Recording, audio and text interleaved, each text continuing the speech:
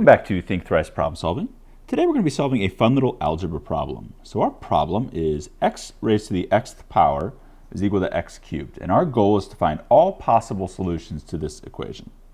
So if you want to give it a shot, go ahead and pause your video. Otherwise, we're going to jump straight into a solution.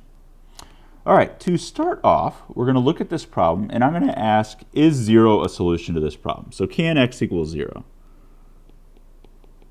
And my answer is going to be, if we look at the left side, we're going to get 0 raised to the 0th power. And that operation is typically undefined. So if you're sitting in a combinatorics class in college right now, you may be shouting, hey, my instructor said something different. But in general, this is an undefined function.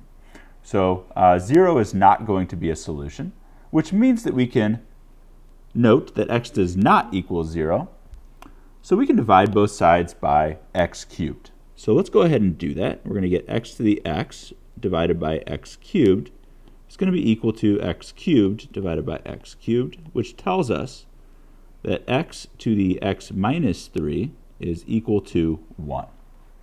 So this is a helpful little equation. So what's going to give us 1 on the right side? So there's actually going to be 3 possible cases for our solution. The first case is if x is equal to 1. And if x is equal to 1, then we can raise 1 to any power, and it's still going to be 1. So if x is 1, then x minus 3 just has to be an element of the real numbers. And that works because x minus 3 would be negative 2. And we can see that. So if I go ahead and stab this out, I can see that 1 minus 3 equals negative 2, which is an element of the real numbers. So it looks like x equals 1 is a solution to my problem. Okay, so the next case would be, what about if x is equal to negative 1? So if x is equal to negative 1, then as long as x minus 3 is an even power, we should be good to go. So that means that x minus 3 is even. We should be good. So let's check our answer here. So if I work it out, then negative 1 minus 3 is equal to negative 4, which is even. So x equals negative 1 is also going to be a solution.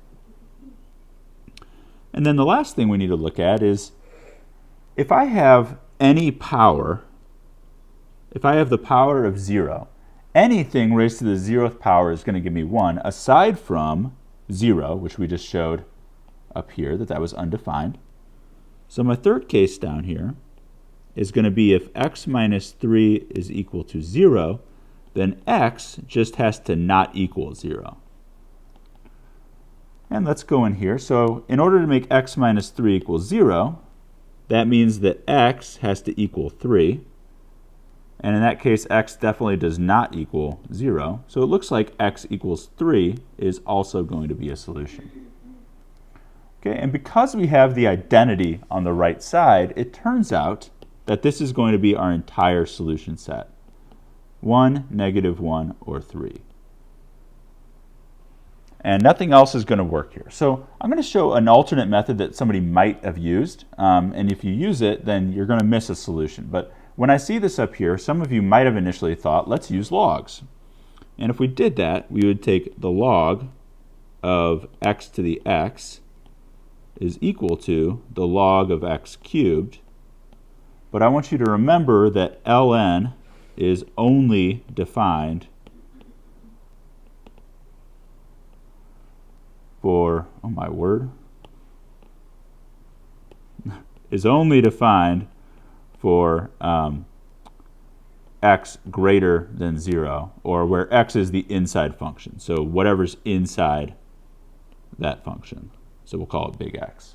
And in this case, if I have x equal to negative 1, then negative 1 to the negative 1 power is going to give me 1 over negative 1, which is negative 1. So I would lose that solution. So if I tried to use this method to solve it, I'd be able to get my x equal 1 and my x equal 3 answer, but I would not have my x equal negative 1 answer.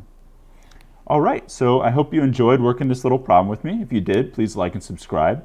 If you have your own problem you'd like me to do, please submit it either in the comments or through thinkthriceproblemsolving@gmail.com. And as you're working through problems on your own, think once, think twice, and if you get stuck, think thrice.